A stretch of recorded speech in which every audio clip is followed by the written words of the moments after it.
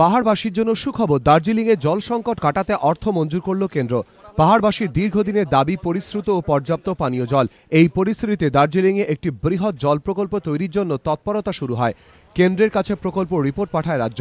ছোট ও মাঝারি শহর পরিকাঠামো উন্নয়ন প্রকল্পের আওতায় প্রস্তাবে অনুমোদন দিল কেন্দ্রীয় সরকার।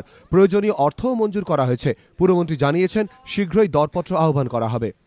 প্ল্যানিং সব রেডি আছে, টেন্ডার রেডি আছে। দার্জিলিংকে বলেছি ইমিডিয়েট টেন্ডার বার করে দিতে।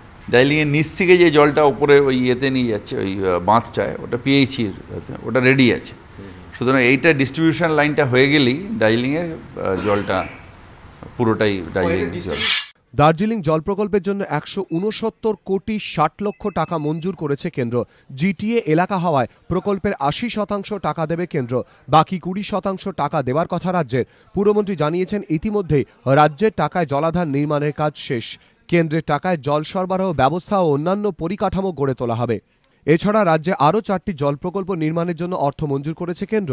মুর্শিদাবাদ জল প্রকল্পের জন্য 35 কোটি 27 লক্ষ টাকা মঞ্জুর করা হয়েছে। গোবরডাঙ্গা জল প্রকল্পের জন্য 37 কোটি 44 লক্ষ টাকা, মেমারি জল প্রকল্পের জন্য 30 কোটি 8 লক্ষ টাকা ও ধূপগুড়ি জল প্রকল্পের জন্য 34 কোটি 2 লক্ষ টাকা মঞ্জুর করা হয়েছে। ফিরহাদ হাকিম জানিয়েছেন, দ্রুত সবকটি প্রকল্পের কাজ শুরু হবে। দার্জিলিং জল প্রকল্প তৈরি হয়ে গেলে পাহাড়ে জলসংকট মিটবে বলে আশাবাদী পুরমন্ত্রী। দীপক ঘোষ, এবিপি আনন্দ, কলকাতা।